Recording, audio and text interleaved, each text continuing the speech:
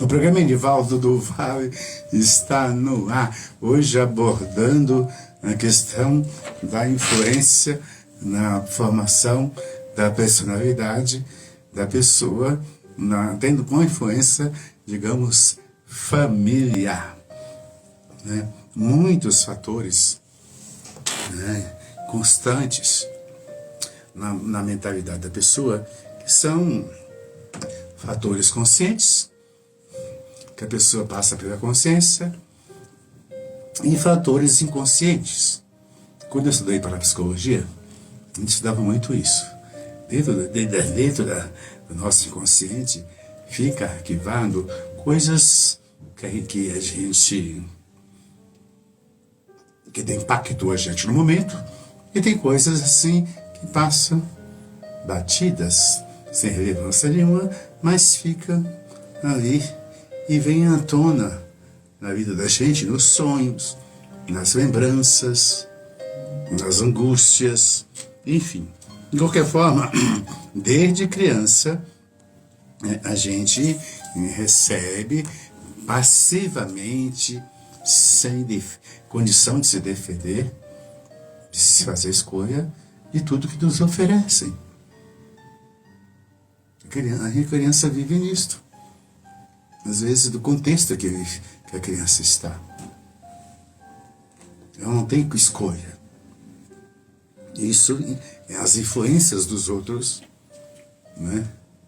Eu volto à questão, a psicanálise é um pouco uma ciência, não, é verdadeiramente uma ciência, de início só usada e exercida por médicos, depois se expandiu, né, para outras pessoas, esse ramo de saber, para ajudar a pessoa a interpretar o que ela viveu, como ela está e como ela pode remanejar aquilo que é intuito no seu viver, mas sem jogar debaixo do tapete. Enfrentar a verdade. Quando a pessoa começa a ocultar as coisas, ela engana a si mesma, porque as coisas vêm à tona, sem querer. De qualquer forma, a criança, todos nós, recebemos cargas de influências, de conteúdos, sem poder, digamos, sem fazer escolha. Né? Tem aquelas modificações na estrutura familiar, em que tem aquele exemplo que eu falei aqui da criança. A minha mãe me arrumou outro pai, tem 2 pais. Gosto dos 2. Né? E para outras pessoas, né? O que vai falar desta mãe? Eu lembro de uma pessoa que contava, né? Aí eu fiquei mãe sol com 2 crianças gêmeas, né? Nova, primeiro namorado. Eu nunca me casei de novo porque eu tenho medo de colocar um homem dentro de casa. O exemplo não ser bom para minhas filhas. Né? Isto tem um significado. Né? Isso tem um valor, ou não tem. Isso protege ou desprotege? Enfim, de qualquer forma, as modificações da estrutura familiar no tempo moderno, né? E agora com a internet, que criança fica até de madrugada. Hoje, criança de 4 anos, 5, está na escola dormindo, chega por quê? Ele ficou até de madrugada no celular. Por que ficou? Porque se mexe, ele briga, ele xinga, fica bravo.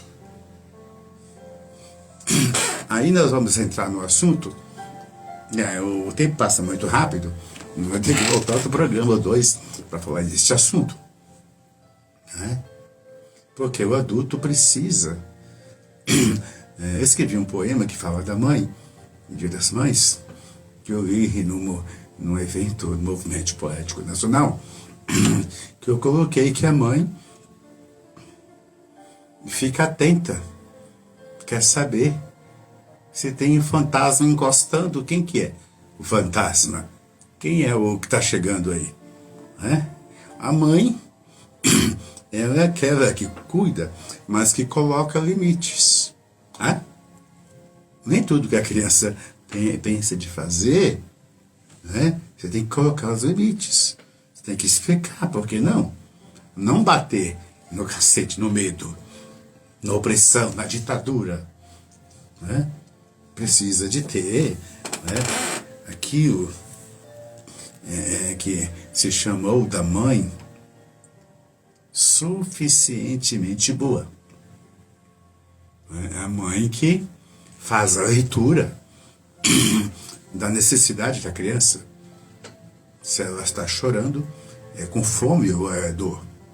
É dor de ouvido? O que é? Né? Fazer a interpretação. Você está com cólica? O que é? Se ela está se sentindo abandonada, desprezada, na solidão, ela começa a se fechar ou gritar. Então a mãe, o adulto, fazendo essa leitura simbólica da necessidade de quem não pode expressar. Geralmente as pessoas, né? Lembra que saiu aí na internet aquele moço que falou como é que uma filha doente pode me dar tanto trabalho, ele arrecadou dinheiro para cuidar da filha e ainda ficou gozando, gastando dinheiro com outras coisas. Nunca pensei que uma criança fosse... Quer dizer, isso pode procurar na mídia, que tem aí, não sei o nome do cidadão, mas é um jovem de mídia de internet, influenciador. Enfim, de qualquer forma, na família tem um conteúdo enorme, como é um continente. O que é o continente? O continente é um filtro, e o conteúdo é a água. A família tem um conteúdo, um continente, que é cheio de conflitos, de mal-entendidos, de segredos, segredos que são falados. É segredo, não é? A criança percebe, a criança vê aqueles coluios de um contra o outro, né? Tem aquele contexto da mãe que ela é fixada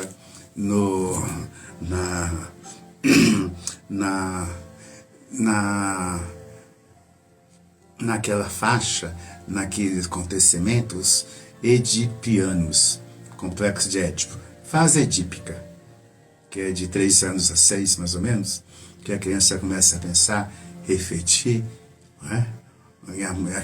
E a mãe tem o filho, e ela tem essa relação de amor, de gostar, de ter prazer de estar com o filho, e o filho fica também gostando. E ela abandona o marido, ela dá um escanteio no marido, assim, namorado de leve, sabe? Meio de... Sabe aquele negócio? Que às vezes o marido serve para algumas coisas, e aí ela fica tanto vinculada ao filho, né, que ela pensa que a namorada do filho é uma rival dela. Né? Aí quando tem aquela piadinha que sogra é danada, né? Na Bahia tinha a espada de São Jorge, quando era moleque, era chamada de língua de sogra. Quer dizer, isso né? Ela está fixada naquela de criança, de amor pelo pai, né? E aí o filho passa a ser, simbolicamente, o homem da vida dela, não o esposo, né? Não o esposo. Isso é muito comum, muito comum, né? A pessoa não vive a vida dela de mãe independente, ela vive na alegria, ou em conflito, ou as dores de filhos, de filhas, né? Enfim, tudo isso tem muito a ver. Perdão. De qualquer forma, esses assuntos estão todos no grupo familiar, em que tem, né, que tem repercussão, né, na formação da identidade do adulto, né? Muitas vezes aquela questão de conflito, de questão de moda, de roupa, se usa mini saia, se usa bermuda, se usa decote ou não, né? Volta e meia você pega alguém, sabe, que fica massacrando alguém, né? Julgando alguém pela roupa, né? Pelo que se mostra, né? Enfim, é interessante. Ou então pelos comportamentos, digamos, psicóticos. Geralmente o psicótico é aquele, viu, que tudo que ele quer, que ele deseja, tem que se realizar, né? Ele tem que arrumar um jeito. Mais cedo ou mais tarde, ele arruma alguém que é manipulável, que é influenciável, para executar o seu projeto, né? Seja de qualquer, né? Ou então a pessoa que usa o método da perversão, perverso, né?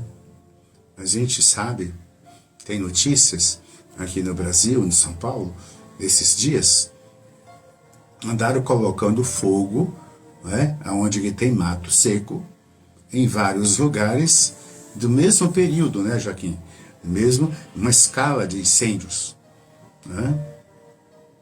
Esse é tipo de comportamento de psicótico, de perversão, né? De instabilidade, ou por uma vingança, ou tem um grupo, né, que tem vários indícios. Por quê? Que isto tem ideólogos, a ideoplastia, né, de execução de um dano, né, de um dano a terceiros, ou a comunidade, nesse caso, uma cidade aí que ficou estado de emergência, aeroportos, transportes, ninguém conseguia, doença. Aliás, a minha mensagem poética desse final de semana, eu coloquei essa, rimando com rima, né, que só a floresta é capaz de filtrar o ar para a gente respirar, né? É muito oportuno essa questão de longa estiagem e estabilidade. Quer dizer, é clima. Não é, parece que no homem não tem controle, mas o clima está assim por conta da ação predatora humana, né? A pessoa, mesmo adulta, pensante, com poder, com cargos, tem ação parece que é de criança, de irresponsável, de ingenuidade, mas não é ingenuidade, é para conquistar alguma coisa, algum prestígio, mas causando um dano.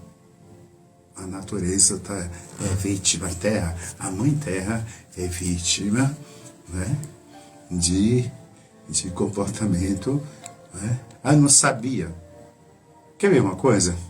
Eu fui visitando uma parente minha na Bahia, e eu falei assim, Mas tia, um pouquinho de folha seca que a senhora tem para ficar adubo, a senhora queima tudo? Queima mesmo, vira cinza. Ela disse, meu filho, eu sou acostumada, eu sou educada a queimar. Eu tenho vontade de queimar, de colocar fogo. Porque realmente é isso mesmo. Para limpar a Mata Atlântica, naquela região, sumiu, praticamente zerou. Mas naquela região, a Mata Atlântica, que ainda hoje é caso de conflito com os nativos e os empreendedores, né? Os negócios da pecuária, da imobiliária, enfim. Mas tem área que não tem mais nada de Mata Atlântica. Mas tudo isso ainda é costume, é natural. Né? Nós estamos numa fase, como dizia o padre Quevedo, nós estamos regredindo ao primitivismo, primitivo. A ideia primitiva, sendo atualizada, né? Parece que o homem não tem noção. Né? Parece um monte de criança inconsequente. Né? Que quer correr riscos. Né? É um risco o barco humano no mundo de hoje. A psicanálise interpreta isso desde quando a pessoa, antes de nascer, na vida uterina, na vida de criança, adolescente e adulto. Né? Por quê? Porque é um saber do que deve atrair você. Estudar a psicanálise. É para ajudar a interpretar como a gente pode mudar. Eu sempre lembro de um artigo que eu li há mais de 20 anos atrás, de um congresso nos Estados Unidos, sobre a parte cognitiva, sobre formação de crianças, de 0 a 7 anos. Qual foi o resultado daquele congresso? Eu vi isso no jornal da Folha. Uma página inteira desse conteúdo. Qual o conteúdo? Se você investe $2 na criança de 0 a 7 anos, quando for adulto, você vai colher 7, 10 a mais. Se você investe nessa faixa etária das crianças, no futuro teremos cadeias mais vazias, não cheias. Investimento dessa faixa etária, né? Na formação da pessoa, até a adolescência. Por isso, caros ouvintes, seguidores da internet, sem divulgar, compartilhar esse conteúdo e falar para a tia, para o pessoal, para parentes, mães, pais, se interessar pela escola. A escola infantil, sabe, para bebê mesmo, de 0 a 2, 4 anos, de 4 a 7, até na fase de 18 anos, e para os pais se interessarem, saber o que está rolando, quais metodologias, quais são as aplicações. Por quê? É importante isso. É importante não deixar que a internet, os influenciadores que tantos conteúdos, que não tem conteúdo, informe as pessoas definitivamente. Precisa de interessar, de ajudar, acompanhar a vida da escola. Acompanhar. Às vezes a mãe chega e tudo que a criança fala, ela acha que é verdade. Na verdade, não fala a verdade nem dentro de casa. Mas o que a criança fala é verdade. Da escola, só que a mãe chega, não tem tempo, ela quer deixar a criança lá. E aquela mãe que ficou falando, não suporto essa criança nas férias. Queria que voltasse às aulas, porque elas estão me matando. Estavam me tirando a paz. Eu não posso nem dar uma voltinha, porque tem criança em casa. Não é? E o que a criança pensa? Puta, essa minha mãe, hein, não tem valor nenhum. Ela quer que eu exploda. Por exemplo, tem criança que fala isso mesmo. Eu não gosto de você, mãe. Eu quero te morder, eu quero te jogar alguma coisa. E a mãe tem que suportar isso digerir como pessoa adulta, como pessoa que ajude a criança não jogar na criança toda a sua raiva, o seu estilo vingativo e cria, na criança digamos assim, uma desestabilização. Isso acaba criando doenças futuras emocionais que se tornam doenças físicas. Enfim, a importância da família, do grupo familiar, da relação social, do meio ambiente, essa importância tem que ser muito mais compreendida inteligentemente. É claro que isso exige muitas coisas e às vezes as pessoas preferem fechar na ignorância e querer ditar regras. Aqui quem manda sou eu. Minha casa não é assim.